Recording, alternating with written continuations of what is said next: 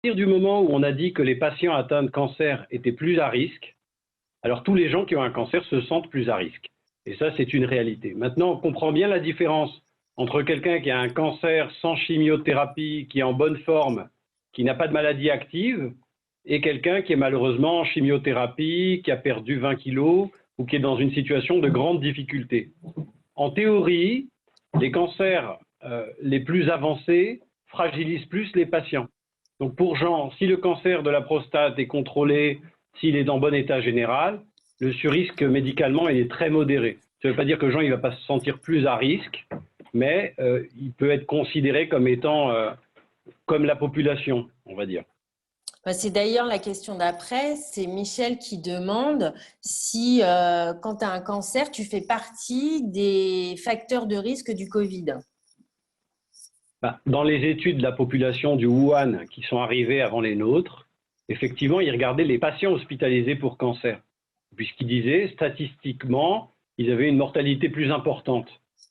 C'est un peu normal parce que les gens hospitalisés, c'était des gens un peu plus fragiles. Donc encore une fois, quand on a une maladie qui infiltre les organes à distance, le foie est fragile, le poumon est fragile, des maladies où l'immunité, elle fonctionne un peu moins, on a eu des chimiothérapies, là, c'est vrai que c'est un surrisque et donc on est dans des populations effectivement à protéger. Le problème du cancer aujourd'hui, c'est que c'est une étiquette. On va coller la même étiquette à tout le monde. L'étiquette d'ailleurs qu'il est difficile de laisser de côté et on cherche tous un peu à s'en débarrasser. Donc il ne faut pas faire comme s'il y avait un cancer, il y a des cancers. Donc même s'il y a des situations à risque en cancérologie, la plupart des patients qu'on traite ambulatoires, qui sont chez eux et qui vont bien, ne sont pas grandement à risque. Donc je rappelle pour info que les facteurs de risque aujourd'hui, c'est l'âge, le diabète et les maladies cardiovasculaires.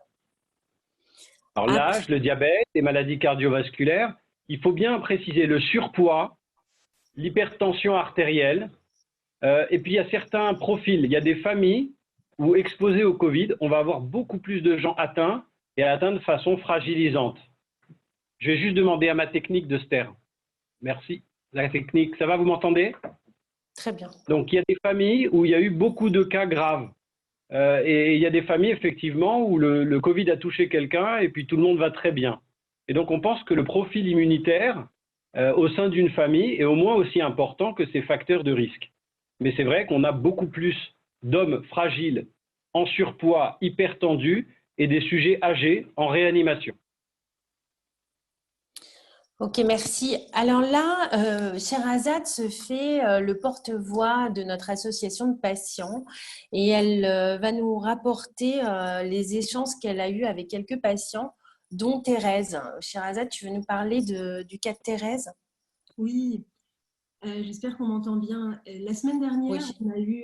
On a eu des échanges assez intenses avec cette patiente décontenancée qui a appris quelques jours avant le confinement qu'elle avait un cancer du sein.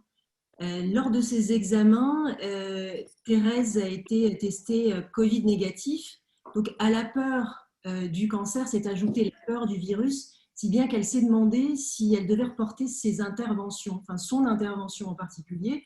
Donc la question, c'est qu'est-ce qu'on peut dire à tous ces patients qui, par peur, finalement songent à reporter leur traitement, leur opération, leurs soins? Alors d'abord, quel âge a Thérèse? Pardon, je n'ai pas entendu. Quel âge a Thérèse? Elle a 55 ans. 55 ans, ok. Alors, vous avez plusieurs façons de répondre. Alors, on va la faire un petit peu à toutes les sauces. Sur le plan statistique, ce n'est pas la réponse la plus humaine, mais une femme de 55 ans qui n'a pas de facteur de risque majeur, la mortalité par Covid, elle est inférieure à 0,5%. Ça ne veut pas dire qu'on va forcément s'en foutre du Covid, mais sur un cancer qui a besoin d'une chimiothérapie, en général, on indique la chimiothérapie lorsque le bénéfice à la faire, il est supérieur à 5% en termes de survie. C'est de la statistique, ce n'est pas la meilleure des réponses. Mais si le risque du cancer est supérieur au risque du Covid, c'est un peu compliqué de négliger le cancer par la peur du Covid, tout simplement parce que le Covid est celui qu'on nous matraque à la télévision. Bien sûr, il faut qu'on puisse s'occuper de patients qui sont traités pour des cancers sans forcément leur inoculer le Covid. Alors, qu'est-ce qu'on a fait? On a fait des circuits avec et sans Covid dans les hôpitaux et dans les cliniques. C'est-à-dire qu'on a des étages de patients qui ont été infectés et des étages qui n'ont pas été infectés. Le circuit des entrées et des sorties a été travaillé. On respecte les mesures de distanciation sociale. On met les masques à l'entrée de la clinique. On lave les mains. Il y a des hygiénistes qui travaillent en permanence. Donc, on a essayé de sécuriser au maximum, si bien que le risque de contracter un Covid dans un établissement de santé aujourd'hui, il n'est pas très élevé. Il existe, mais il n'est pas très élevé. Il n'est pas plus élevé que dans les transports en commun, grosso modo. Hein. On n'a pas vraiment de chiffres. Donc, on a envie de dire aujourd'hui à Thérèse qu'il ne faut surtout pas retarder son traitement de cancer. Et pourquoi on dit ça? Parce qu'on a remarqué qu'il y a plus de 20-25% des patients qui ont tellement peur du Covid qu'ils restent chez eux et qui ne vont pas se faire traiter de leur cancer. Or, la problématique qu'on a, et tout le monde le vit au quotidien, hein, c'est vrai que ça fait un peu peur, alors certains tolèrent et d'autres non, mais tous les soirs, on vient nous dire qu'il y a tant de morts du Covid en France tous les jours. C'est difficile comme communication, enfin en tout cas pour moi et ma façon de regarder les choses, mais tous les jours en France, il y a plus de 500 morts du cancer. Donc le fait qu'il y ait beaucoup de gens qui ne se fassent pas traiter, ça va être préjudiciable. Donc on s'est tous mis d'accord pour ne pas retarder les traitements de cancer.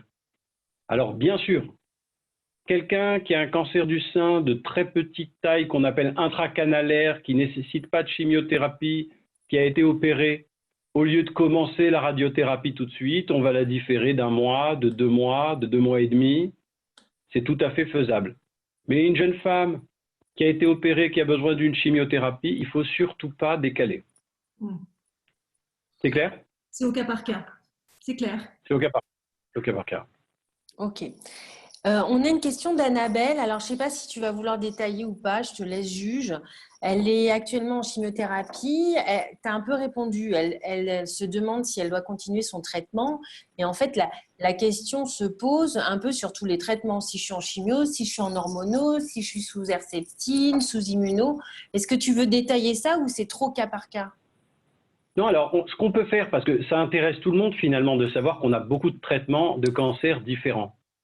Ce qui est intéressant, c'est de savoir pourquoi on aurait peur de faire un traitement pour un cancer et de contracter le Covid.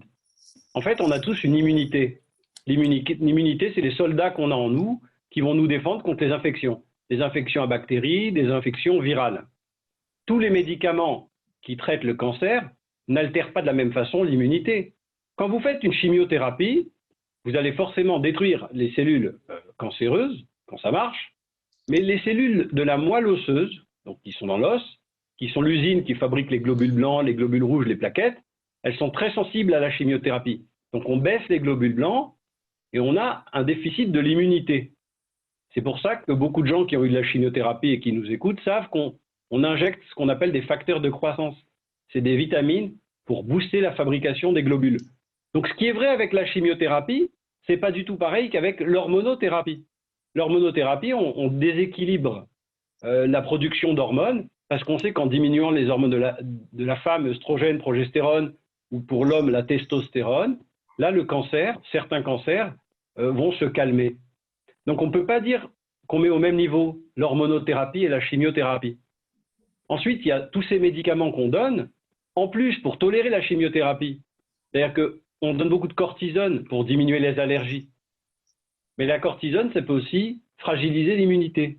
Donc les gens qui ont de la cortisone de façon chronique, en cancérologie, mais comme en rhumatologie pour les articulations ou autres, ils sont un petit peu plus à risque. Donc c'est difficile de répondre au cas par cas, mais chaque classe de médicaments, chaque situation de patient doit être analysée. Vous n'aurez jamais un chiffre de risque qui est évalué de façon ultra minutieuse. On raisonne par catégorie. Le sur-risque, on va considérer qu'il vaut mieux qu'il reste chez lui, que l'infection potentiellement elle serait plus grave chez lui. Ce n'est pas tout le temps vrai, mais c'est une considération statistique. Tout le monde doit respecter les barrières, mais nous, on a été amenés effectivement, pour certaines patientes ou certains patients à qui on devait faire des chimiothérapies intraveineuses, on a choisi des chimiothérapies orales qui fragilisaient pour certaines moins la moelle pour éviter qu'ils soient immunodéprimés. C'est un peu long, mais la question elle est complexe, tu n'as pas envie de ne pas y répondre. Mais tu n'as pas envie non plus de dire la même chose pour tout le monde. Ok, ben justement, il y avait Robert qui posait la question sur la cortisone. Il est sous cortisone au long cours. Est-ce qu'il doit la continuer? Parce que dans les médias, on a dit qu'il ne fallait pas prendre d'anti-inflammatoire et la cortisone en est un. Alors, dans les médias, on dit ça pourquoi? Parce qu'on a peur de l'automédication. C'est comme le monsieur qui a pris de l'hydroxychloroquine et qui a fait un arrêt cardiaque. Mais ça, on ne l'a pas dit aux 20 heures parce que c'est effrayant. L'automédication, c'est pas bon. Si tu prends un anti-inflammatoire, que tu déséquilibres ta fonction rénale ou que tu as une infection Covid complexe, ça ne va pas aller. Maintenant, ce n'est pas parce qu'on l'a dit dans les médias pour que les gens ne le fassent pas que nous ne prescrivons pas de cortisone. On en prescrit tous les jours, on en maintient tous les jours. Il n'est pas question de l'interrompre lorsqu'on en a besoin. C'est vrai que si on a des possibilités alternatives, alors on va tenter de temps en temps. Si tu dois donner de la cortisone uniquement à visée antinausée, eh ben, tu as d'autres médicaments antinausées. Si tu donnes de la cortisone parce que tu as ce qu'on appelle, c'est médical, mais c'est une insuffisance surrénalienne, si tu arrêtes la cortisone, c'est là où tu vas aller à l'hôpital et en réanimation. Donc, en fait, tout le sujet, c'est d'arriver à être discipliné et à donner les bons messages. Mais il y a autant de manières de percevoir le message que d'audience, hein, l'émetteur, le récepteur. Si vous avez un professeur Salomon le soir qui parle à la télé, ou un Édouard Philippe, vous avez autant de manières d'apprécier le discours que d'auditeurs. Donc en médecine, ça se fait beaucoup quand même au cas par cas, et je ne crois pas qu'il faille qu'on prescrive l'arrêt de la cortisone ou l'arrêt des anti-inflammatoires pour tout le monde. Ok, Sherazade, je te laisse parler du cas de Dominique, qui va intéresser beaucoup de monde. Le cas de Dominique, je ne l'ai pas. Tu l'as pas? C'est les tests sérologiques. Ah oui, ouais. Alors, en fait, c'est Dominique qui m'avait remonté l'info, mais je trouvais que c'était plus judicieux de parler au nom d'un plus grand nombre de patients parce que c'est une question qui a été extrêmement redondante. Il y a beaucoup d'encre qui a coulé et qui coule encore sur le sujet des tests sérologiques et tout le monde finalement se demande où faire le test, qu'est-ce que dit le test réellement, IgG, IgM, PCR je crois, enfin, c'est compliqué et surtout est-ce qu'on peut faire confiance aux résultats? Alors, merci Sherazade, merci Dominique. Le test, où on peut le faire à l'Institut Raphaël. Voilà, vous pouvez prendre rendez-vous sur Doctolib. Et s'il y a un problème, vous pouvez solliciter vos médecins qui vous trouveront, bien entendu, un rendez-vous sans aucun problème. Alors, les tests sont-ils fiables ou pas? Je vais donner une réponse. La fiabilité d'un test se mesure par deux baromètres qu'on appelle, sans rentrer dans le détail, la sensibilité et la spécificité. Elles sont à 96 et 98%. Donc, si tu es un mathématicien compliqué, tu vas dire non, c'est pas fiable parce que tu penses au 100%. Mais pour un clinicien qui gère l'incertitude, avoir des tests à 96-98%, moi, j'en rêve au quotidien. Donc, oui, on fait des tests. Alors ensuite, il y a deux grandes familles de tests. Vous avez le test PCR. PCR, c'est de l'anglais, on ne va pas détailler. C'est un écouvillon qu'on met dans le nez et on va aller chercher si le virus il est présent ou pas sur la muqueuse du nez. C'est très désagréable, je l'ai fait. Enfin, on oublie, c'est promis. Alors, on l'a ou on ne l'a pas, c'est important parce qu'on considère, alors peut-être à tort, mais c'est quand même grossièrement valide, que quelqu'un chez qui on a trouvé sur les couvillons dans la muqueuse du virus, potentiellement c'est quelqu'un qui va en cracher dans ses postillons et qui va être potentiellement contaminant. Et cette personne-là, idéalement, elle est confinée. Et si elle n'est pas confinée, elle est masquée pour protéger les autres. Donc ça, c'est le test PCR. À une plus grande échelle pour la population, que vous ayez ou que vous n'ayez pas eu le coronavirus, dans le sang, on peut savoir si vous avez été en contact, à condition, et ça il faut le prouver, que tout le monde soit capable de fabriquer ces soldats, ce qu'on appelle ces anticorps. Donc qu'est-ce qu'on va avoir comme résultat? Il y a deux résultats que tout le monde commence à connaître, IgG, IgM.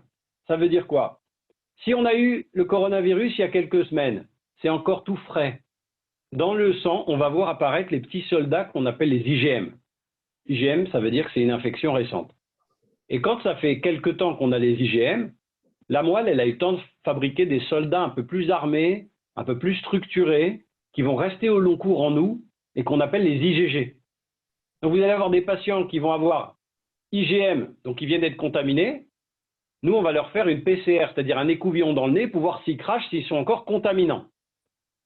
Vous allez avoir des patients qui vont être IgG, c'est-à-dire ils ont été touchés il y a un mois et demi, 2 mois. Et là, grosso modo, hein, ils sont plus contaminants, ils ont passé le truc. Et vous allez avoir des patients qui vont avoir ni IgM ni IgG. Je n'ai pas été en contact avec le virus. Ou du moins, je peux y être en ce moment si j'ai des symptômes, auquel cas je fais une PCR, mais mon corps n'a pas eu le temps de réagir au virus. Donc avec une prise de sang et une PCR écouvillon nasal, on arrive à faire des raisonnements qui nous permettent de nous adapter à chacun. C'est un peu complexe, hein, c'est de la virologie adaptée, mais est-ce que c'est clair? Ça paraît clair. Et on peut faire les deux à l'Institut? Oui, on peut faire les deux à l'Institut. Alors, les gens qui toussent, qui ont toussé, alors pas comme moi qui tousse à cause des pollens, hein, ce n'est pas toutes les toux du monde qui sont du Covid. Mais les gens qui toussent, il y a aussi un formidable test qui est une coupe scanner. Ça met 4 secondes, on voit le poumon, et c'est tellement fin en termes de visibilité que quand le poumon est irrité à cause d'une toux au Covid, on le voit tout de suite. Et ce qu'on reprochait au début souvent, c'est que les PCR chez des gens qui toussaient étaient négatifs dans 30% des cas, alors qu'on savait qu'ils étaient en contact, et on voyait bien que le poumon était malade. Donc la PCR, il y a un peu plus de faux négatifs. Voilà. Mais on manipule tout ça assez facilement maintenant dans les consultations médicales. Super. Ok, ben on va rester sur l'immunité. On a Aaron qui a fini sa chimio. Il demande au bout de combien de temps il peut récupérer une immunité satisfaisante. Alors, quand on a terminé une chimiothérapie, en général, ça dépend de l'intensité de la chimiothérapie. Mais vous savez que le point le plus bas où les globules se situent, tous ceux qui ont eu de la chimiothérapie le connaissent, on appelle ça le nadir. On sait qu'à environ entre 5 et 12 jours après la chimiothérapie, c'est là où la moelle, elle en fabrique le moins. Et après, les globules remontent. Donc, stricto sensu en nombre de globules, on est 2 semaines après la chimiothérapie, on est beaucoup mieux. Maintenant, il y a le nombre des globules et la qualité. Il y a le fait d'être positif, compétent sur le plan immunitaire et de se sentir fatigué. Ce n'est pas parce qu'on se sent fatigué qu'on est immunodéprimé. Donc, globalement, on voit bien qu'après les chimiothérapies, on met quelques mois à s'en remettre. Beaucoup de gens ont des douleurs musculaires, des douleurs articulaires, de la fragilité mentale, physique, ont perdu ou pris du poids. Et donc, cette sensation de fatigue, par abus de langage, on dit souvent c'est un déficit de l'immunité. Bon, après, c'est vrai que quand on se sent fatigué, ça peut aussi être un déficit de l'immunité. Donc, tous les gens très fatigués, qui ont eu un traitement, qui ont eu une chimiothérapie, on est assez précautionneux et on prend des mesures pour éviter de les exposer de trop. Mais dans la vraie vie, c'est la période entre 5 et 12, 15 jours après la chimio qui est la plus fragilisante. Okay. Et on a Amber qui est en rémission, elle, qui souhaite savoir comment booster son immunité. Alors, sur le plan médical, il y a plusieurs façons de répondre. Si vous regardez les études, les protocoles, les médicaments, on n'a pas montré grand-chose qui pouvait booster une immunité, sauf les facteurs de croissance, les injections après les chimios. Enfin, on sait que tout n'est pas démontré sur le plan médical. On a des vieilles recettes de grand-mère qui marchent bien. On a des potions magiques qui marchent bien, des micronutriments qui marchent bien. Ce n'est pas parce que ce n'est pas forcément démontré dans une grande étude protocolaire que ça ne fonctionne pas. Il ne faut pas que ça fasse de mal, on est d'accord. Il ne faut pas que ça soit contraignant. Là, j'ai vu une patiente ce matin, elle prend 22 comprimés par jour à heures différentes pour booster son immunité. Juste ça, ça me déprime sur le plan immunitaire. C'est-à-dire qu'en fait, il ne faut pas qu'on expose à la crédulité ou à des situations difficiles à gérer. Quelqu'un qui prend des vitamines tous les jours, des jus de fruits ou d'autres associations, c'est faisable et pourquoi pas. Mais enfin, on n'a pas quand même démontré qu'il y avait le remède miracle pour arriver à redonner une immunité supérieure. On compte beaucoup sur nos défenses naturelles. Ça te va, ça, Delphine? Ouais, moi j'aurais rajouté quand même l'activité physique. Et prendre soin de son microbiote et faire attention à ne pas se dénutrir avec les protéines, les oméga 3. On y est. Tu as raison. C'est-à-dire qu'en fait, il y a les protéines du corps et les défenses immunitaires, il y a un peu de chimie. Donc, certainement, dans la fabrication de ces protéines, il faut des acides aminés, il faut des acides gras essentiels, il faut qu'il y ait une flore intestinale qui puisse absorber les nutriments pour avoir l'énergie pour se défendre. Donc, même s'il n'y a pas de recette miracle, tout celui qui travaille, ses probiotiques, son microbiote, ses équilibres, c'est très bien. Ensuite, l'activité physique. Quelqu'un qui n'a jamais fait de sport depuis 20 ans et qui fait 10 pompes et qui a des courbatures, il ne va pas être super compétent immunitaire du jour au lendemain. Mais c'est vrai que l'activité physique adaptée, régulière, améliore l'immunité. Et puis on a oublié de dire le rire. On a démontré que quand on rigole, on améliore son immunité. Et là, je vous vois tous là, il n'y en a pas beaucoup qui rigolent, ça m'étonne. Et c'est un peu l'effet des chaînes d'information continues. C'est-à-dire qu'on a aujourd'hui besoin de rire plus qu'avant. Pas que psychologiquement, même physiquement.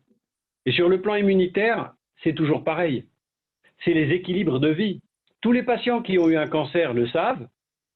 Beaucoup décrivent des épisodes de rupture de vie, comme des stress. La dame qui est venue me voir, qui me dit « Docteur, il y a 20 ans, j'ai perdu mon père, j'ai fait un cancer du sein.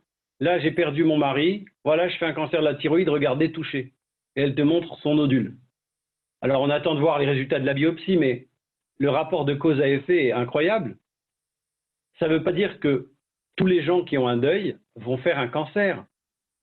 Mais les ruptures, la fragilité, l'immunodépression, ça peut faire quelque chose à l'organisme. Quand il y a un déséquilibre extérieur dans la vie, il peut y avoir un déséquilibre intérieur dans le corps. Ce qui veut dire pour nous qui travaillons sur la réhabilitation et les énergies, quand on veut que quelqu'un aille bien, il faut travailler sur ses équilibres de vie. Et c'est pour ça qu'il va voir nos nutritionnistes, l'activité physique, le bien-être, les émotions, qu'on va s'occuper de lui dans son environnement et son retour à l'emploi. C'est pour ça qu'on prend en considération la santé globale et pas uniquement les molécules, la chimie, les prises de sang.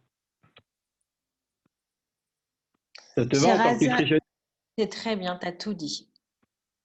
Tu as tout dit et puis les détails, je les donnerai en consultation ou en atelier. Sherazade, tu veux intervenir sur toute la partie émotionnelle du retour des patients? Ah, et puis le micro? Sherazade, tu as coupé ton micro? Hop, micro coupé. Elle est là, elle est là. Bon, elle est là. Si tu n'as pas de micro, tu sais, tu le fais avec le langage des signes. Tu vois? Non, mais on en a discuté avant, la dernière fois, le temps que tu retrouves ton micro. En fait, ce qui interpelle, c'est que lorsqu'on interroge des patients qui ont été traités pour un cancer et qu'on leur demande de nous parler du confinement au Covid, il y a grosso modo 2 grandes attitudes. Vous avez des patients qui nous disent « Mais vous savez, docteur, moi, ça fait 9 mois que je vis confiné. Ça fait 1 an que je suis confiné, je me suis auto-confiné. C'est-à-dire, je ne suis plus la même, je ne vais plus faire mes déjeuners, mes dîners. J'ai arrêté de bosser en attendant parce que je ne veux pas qu'ils me regardent et que mes cheveux repoussent. Donc, ce n'est pas ce petit confinement qui va m'embêter. Au contraire, j'arrive à dormir sans qu'on me dise pourquoi tu dors beaucoup. Je me retrouve avec moi-même, je n'ai pas besoin d'aller m'exposer au regard des autres. » Donc, on a l'attitude positive du confinement qui a émergé. Et ensuite, on a à l'inverse l'attitude négative. C'est des gens qui nous disent « Écoutez, vraiment, je le vis comme une double peine. » C'est-à-dire que c'était très difficile, j'allais sortir, j'allais aller en vacances, j'allais retrouver mes amis, c'était mes béquilles, mes équilibres. Je ne peux pas voir mes parents, je ne peux pas voir mes enfants, je viens de sortir d'un cancer, c'est vraiment une tannée supplémentaire. Et donc, on a vraiment ces 2 attitudes complètement différentes qu'on a remarquées lors des entretiens et de nos discussions.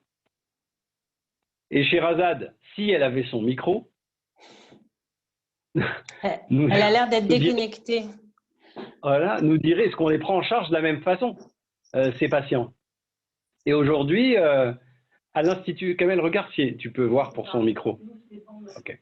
Tu es à l'Institut aujourd'hui, on a eu à faire un gros travail pour identifier c'était quoi notre thématique.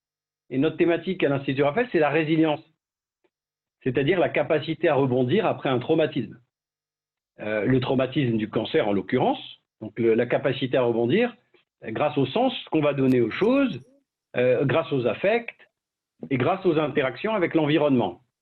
Maintenant, si on considère que le traumatisme, ce n'est pas le cancer, mais c'est le Covid, est-ce qu'on va utiliser le sens qu'on va donner aux choses? Est-ce qu'on va utiliser les affects? Est-ce qu'on va interagir différemment avec notre environnement? Et nous, on a envie de dire oui. Donc, on a lancé un programme qui s'appelle la Maison de l'après-cancer, prépare l'après-Covid, où on va prendre en charge 1000 patients avec 5000 soins d'accompagnement évalués, et on va travailler sur les programmes de résilience après-cancer, après-Covid. Ce que Sherazade vous aurait dit si elle avait eu son micro. Je suis là, il est revenu. Ah, elle est là, elle est revenue. C'est magique. Justement, oui, merci. Je voulais rebondir sur tes derniers mots. La question suivante, elle porte sur les conséquences du confinement, justement. C'est Martine qui a un cancer colorectal. Elle est en traitement, elle vit seule. Habituellement, elle est très entourée, ses enfants, ses petits-enfants. Tout le monde s'occupe d'elle, même à distance, et pourtant, c'est chaque jour qu'elle va à son traitement de radiothérapie toute seule. Sa peur du Covid est évidemment aiguë, l'isolement dû au confinement est difficile, génère beaucoup d'angoisse chez elle, et du coup, elle craint que le stress aggrave son cancer. Qu'est-ce qu'on peut lui dire? D'abord, il faut, je crois, compatir, parce que c'est un sujet de souffrance extrême. Ensuite, on voit effectivement beaucoup de dames seules ou d'hommes veufs, veuves, qui sont confinés seuls, qui viennent avec des mesures, tu vois, arriver des gens masqués avec du FFP3, des gants qui touchent rien, qui sont effrayés du matin au soir, et qui sont loin de leurs enfants, de leurs petits-enfants. C'est une catastrophe. Ça crée des déprimes et des dépressions. On a eu un monsieur ce matin qui s'est jeté par la fenêtre. Il est entre la vie et la mort. Donc, en fait, ça s'appelle les dégâts, les séquelles secondaires. Et c'est vrai que c'est très traumatisant. Alors, c'est sûr que pour la souffrance, c'est quand il n'y a plus d'espoir. C'est la différence, c'est ce qu'on s'est toujours dit, entre la douleur qui est un symptôme, qui se traite avec des médicaments, et la souffrance qui est la perte de l'espoir. Même si on a mal, on a une douleur, on peut diminuer la souffrance quand on redonne de l'espoir. Donc là, on va commencer à déconfiner progressivement.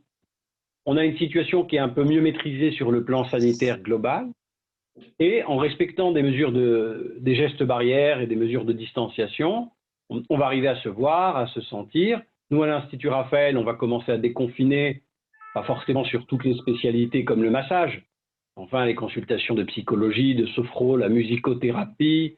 On est en train de prévoir un plan de déconfinement. Ce qu'il faut, c'est recréer le lien et resocialiser. En fait, la souffrance, elle est la désocialisation et l'isolement. Donc, je crois qu'il faut porter l'espoir, et on a ce message de lien. Et c'est pour ça, et je félicite tous les soignants de l'Institut Raphaël, qui ont passé plus de 2000 heures au téléphone avec près de 1000 patients, et on a eu des super retours pour beaucoup. Alors, certains veulent nous faire un procès parce qu'on les a appelés sans leur autorisation, et ça, c'est anecdotique. Mais globalement, 95% des gens étaient très contents d'être dans un lien fort avec une équipe qui se souciait d'eux. Et je crois que notre travail aujourd'hui, c'est d'aller chercher les gens isolés pour essayer de les aider à aller mieux.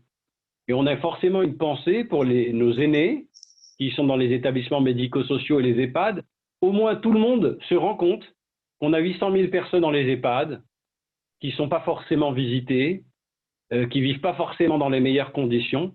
Donc, ça nous aura permis de le mettre en évidence, cette histoire-là. Tu continues, Sherazade, avec les témoignages patients? Oui, je voulais vous parler d'un couple qui nous a particulièrement touchés.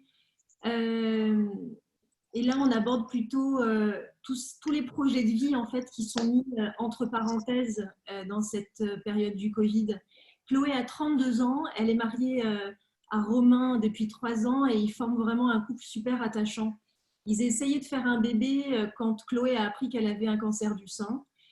On les a suivis à l'Institut Raphaël pour mieux les aider à accueillir les émotions, dans un premier temps liées à l'annonce de la maladie et aussi au fait de les aider à accepter le report de leur projet de fonder une famille. Chloé a fait sa première chimio, elle souhaite préserver sa fertilité et pendant le confinement, les centres de PMA ont été fermés, ils sont en train de réouvrir et elle se demandait si elle pouvait reporter sa chimiothérapie ou est-ce qu'il existe une autre solution. Alors voilà, donc ça c'est un vrai sujet. On va prendre l'exemple des cancers du sein en France. Donc il y a 50 000 femmes chaque année qui ont un cancer du sein en France. 10% d'entre elles ont moins de 40 ans, donc à peu près 5 000 femmes. C'est-à-dire qu'on a à peu près 400 femmes chaque mois qui ont moins de 40 ans, qui ont un cancer du sein. Et c'est vrai qu'à cet âge-là, souvent on n'a pas fait, on fait encore, et c'est tant mieux et heureusement c'est naturel, on a un projet de parentalité. Sauf que le cancer s'invite dans notre vie, et là on se dit mince, les chimiothérapies peuvent être toxiques pour nos ovaires. Ce n'est pas tout le temps le cas, il y a beaucoup de femmes qui font après les chimiothérapies, qui ont des bébés, et même naturellement et spontanément. Sauf que comme c'est une possibilité, on vit dans la crainte de ne plus pouvoir enfanter sans aide, ce qu'on appelle la procréation médicalement assistée. Alors ça consiste finalement à aller prélever des ovocytes, les œufs, dans les ovaires de la femme, ou des fois même des bouts d'ovaires, et de les mettre dans le froid, ce qu'on appelle la cryopréservation. Et ainsi, psychologiquement, les femmes savent qu'elles ont toujours en conservation dans une banque, potentiellement soit des œufs déjà fécondés, soit les ovocytes. Alors les œufs déjà fécondés, c'est qu'on a pris aussi les spermatozoïdes de l'homme, et qu'on a fécondé l'ovule et le spermatozoïde, ça fait un œuf, et ces œufs-là, ils sont conservés. Et un jour, on pourra le réimplanter. Seulement, si la femme se sépare du monsieur, ben, elle ne pourra plus utiliser l'œuf. Donc certaines vont plutôt conserver des ovocytes, comme ça que ce soit ce monsieur ou un autre monsieur, elles pourront avoir accès à cette fertilité. Donc c'est très spécialisé, et l'oncofertilité, c'est une dynamique qu'on a au quotidien chez les femmes jeunes. Et c'est vrai qu'on a vu, du coup statistiquement, nous on a vu 4 jeunes femmes de moins de 35 ans qui avaient à débuter une chimiothérapie et qui ont dit mais moi il faut absolument qu'on m'assure que je puisse faire le maximum, alors je ne sais pas si je serai maman, mais que je puisse faire le maximum pour pouvoir l'être à nouveau. 2 d'entre elles avaient déjà des enfants, et 2 d'entre elles n'en avaient jamais. Il y en a même une à qui on a dû enlever le bébé qu'elle avait dans le ventre pour commencer sa chimio. Un bébé qu'elle attendait depuis des années. Donc le problème, c'est qu'on n'était pas en capacité de leur faire prélever à nouveau ces ovocytes, parce que les services de procréation médicalement assistée étaient fermés. Parce qu'on a réquisitionné les respirateurs, les drogues, et on a considéré que ce n'était pas prioritaire. Alors bien sûr que sur le plan vital, on préfère sauver la mère potentielle que le futur bébé potentiel qui n'existe pas. Sauf que la situation, c'est aussi la psychologie de ces femmes qui se disent « mince, je commence mon cancer maintenant, si je l'avais commencé il y a 1 mois ou dans 1 mois, je n'aurais pas renoncé à ça. » Et donc ça a été une vraie situation complexe. On n'a pas pu le résoudre. Voilà. Maintenant, ça commence à réouvrir. Merci. Donc, comment tu veux rassurer, Sherazade? Comment on fait pour rassurer? On écoute d'abord.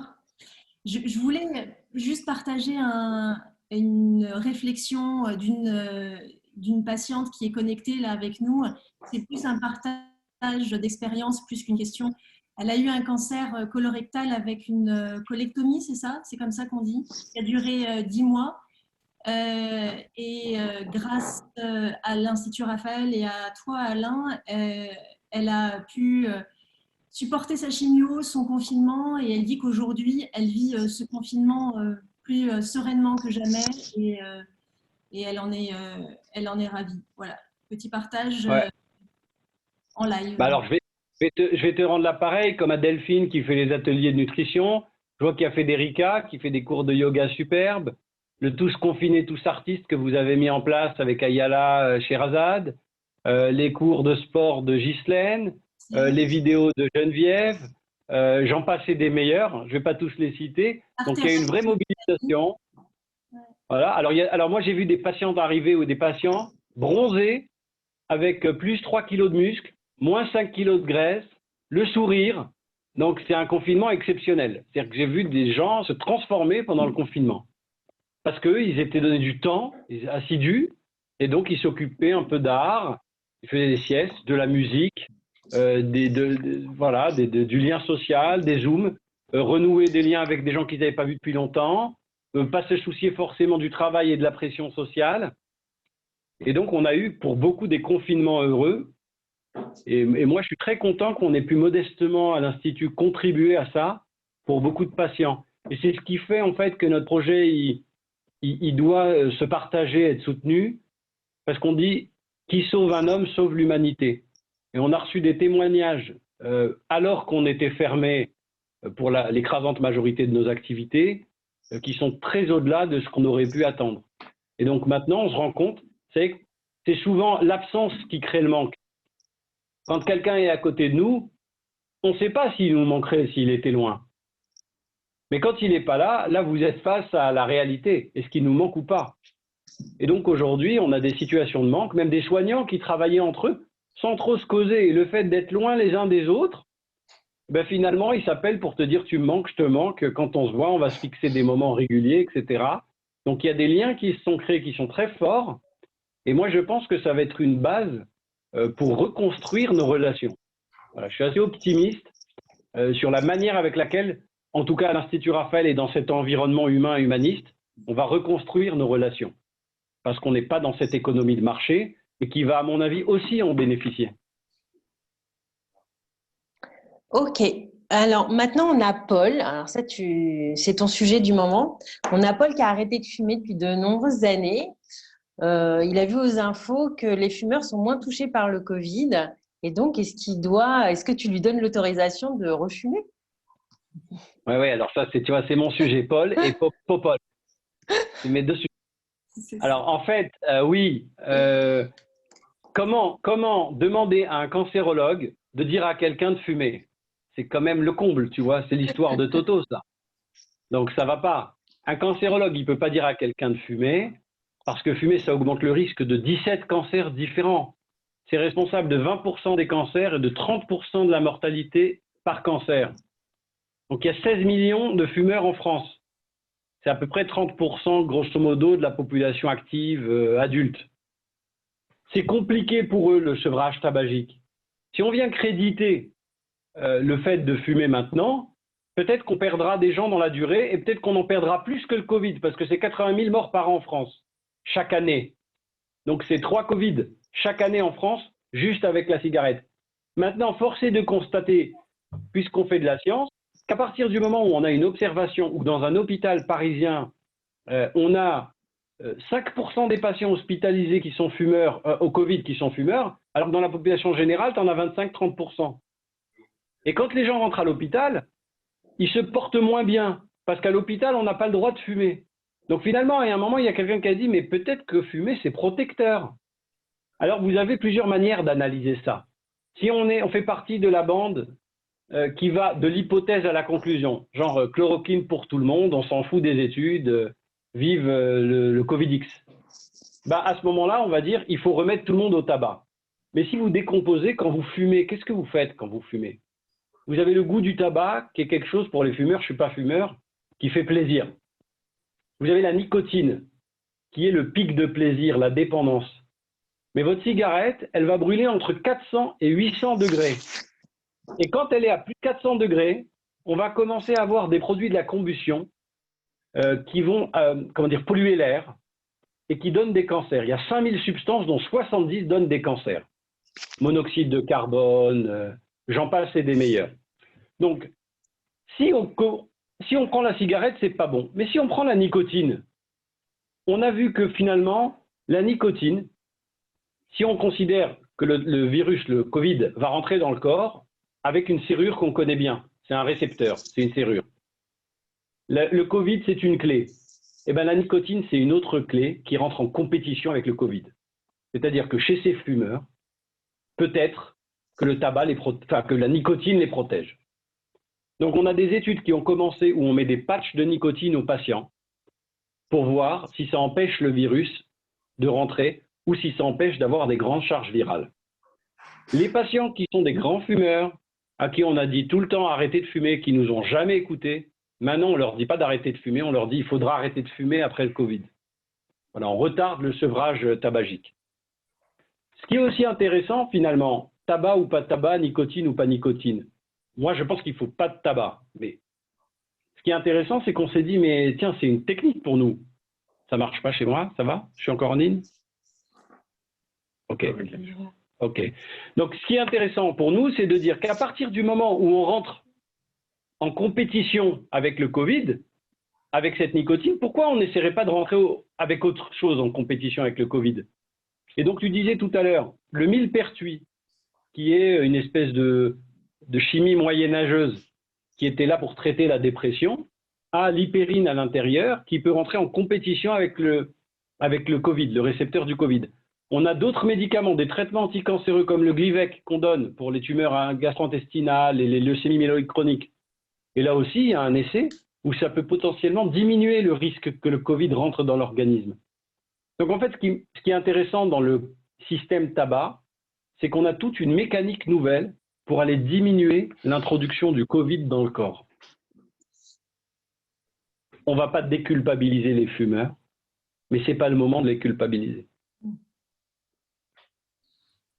Je vous fais un partage en live d'une patiente qui nous suit là en ce moment et qui dit « Je vis le Covid comme la confirmation de ce que l'Institut Raphaël m'a appris à propos du cancer, le vivre comme une expérience résiliente et non comme un drame. Merci à vous soignants, patients. » Ben nous, on fait tous ce métier pour ça. C'est parce qu'en fait, on a comme doctrine philosophique l'autre. C'est-à-dire qu'en fait, je pense que chaque soignant le partage. Tourner autour de soi-même dans la vie, c'est pas une source de bonheur, c'est l'inverse. Et donc, on est poussé vers l'autre, vers l'altruisme.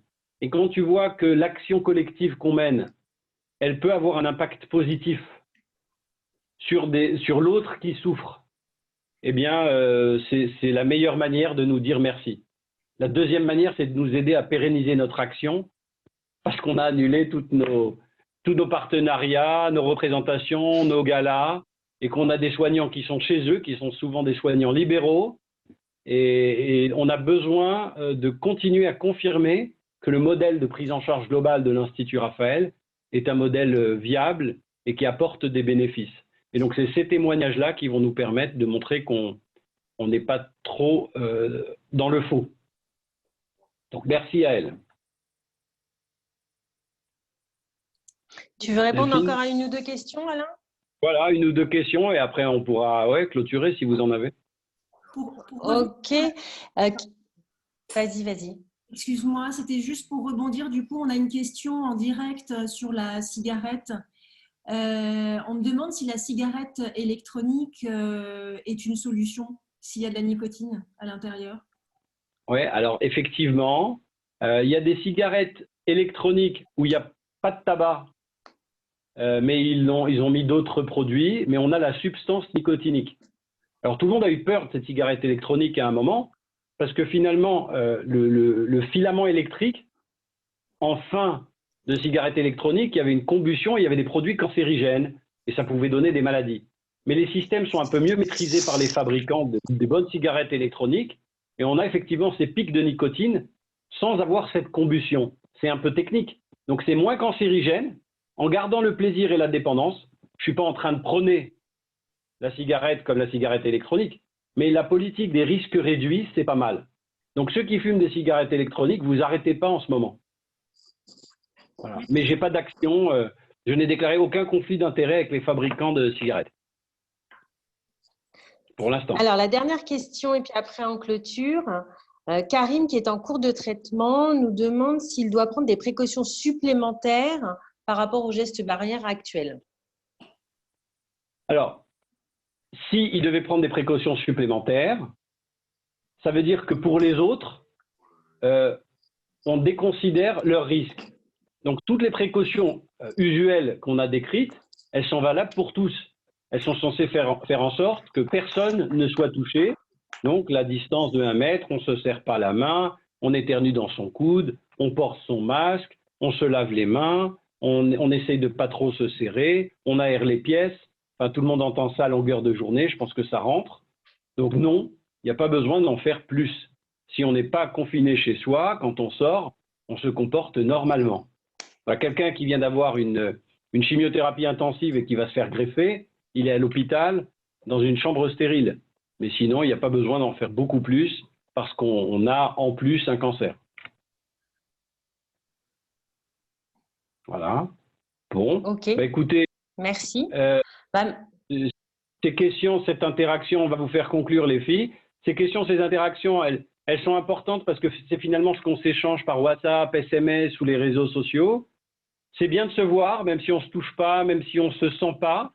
C'est bien aussi pour nous de repositionner l'action de l'Institut Raphaël, malgré le Covid, dans cette similitude qu'on a pour lutter contre la fragilité, avec la résilience, avec toutes les techniques qui sont les nôtres, avec tous les soignants, pour arriver à aider chacun.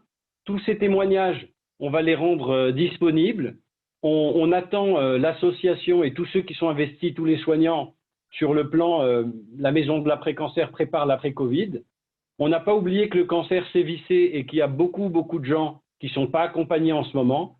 À titre personnel, c'est très dur pour moi de prendre en charge des nouveaux patients en ce moment. Il y en a beaucoup et à qui on ne propose rien du tout. Il y a des dépressions, des envies suicidaires, des gens tout seuls. Et donc moi, je remercie les soignants qui travaillent à nos côtés parce qu'ils prennent leur téléphone, ils passent du temps, ils font des téléconsultations et on arrive à équilibrer tant bien que mal. Mais on a hâte d'être au 11 mai. Et puis merci encore à l'association des patients et à tous ceux qui s'engagent pour pérenniser notre projet Raphaël. Parce qu'on est limité dans nos déplacements et nos interlocuteurs, ils sont limités à cause des contraintes financières, de tous les problématiques logistiques. Et donc, une entreprise sociale dans une société où tout le monde est isolé, ça s'assèche. Et donc, on a vraiment besoin de redémarrer tous ensemble dès le 11 mai, de vaincre nos peurs de façon collective et de trouver des façons intelligentes d'avancer ensemble. Voilà, les filles, je vous donne la main pour que chacune conclue. On a plein, juste je vais laisser Delphine clôturer. On a plein de messages de remerciements en direct pour les réponses qui ont été utiles, pour la lumière qui a été faite sur de nombreuses questions que se posaient les patients. Alors, merci Alain.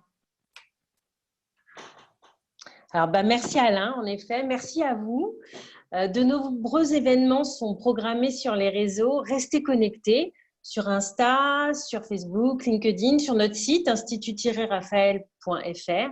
Likez, partagez, soutenez-nous, nous avons besoin de vous. Et le prochain rendez-vous aura lieu dimanche à 19h sur les réseaux.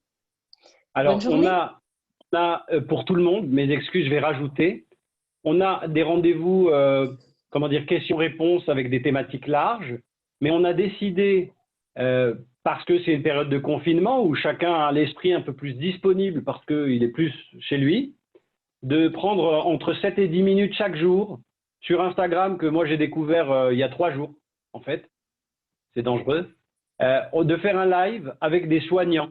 Donc on va commencer, il y a Charlotte qui nous regarde, qui est responsable de ce projet. On va travailler avec Marie, l'onco-esthéticienne, Sandra qui fait du neurofeedback, avec Cynthia et Déborah. Et donc avec chaque soignant, on va travailler sur leur discipline, faire connaître l'Institut, donner des idées. Et c'est vrai que si on peut créer une dynamique ensemble sur ces lives Instagram, comme on le fait aujourd'hui en questions-réponses, eh ben, ça continuera à porter le message. Voilà. Merci à tous. Julie précise que c'est demain le premier live. C'est ça, c'est demain. Julie précise que c'est demain. À quelle heure, Julie? À 19h. Bon, eh ben, sur les sites, on va communiquer. Donc demain à 19h sur Instagram, 10 minutes, le live, le soignant, et voilà. Et moi, j'interroge, je suis le journaliste. On change de registre. Voilà. Salut tout le monde. Merci, bon confinement. Ciao. Merci beaucoup, ciao.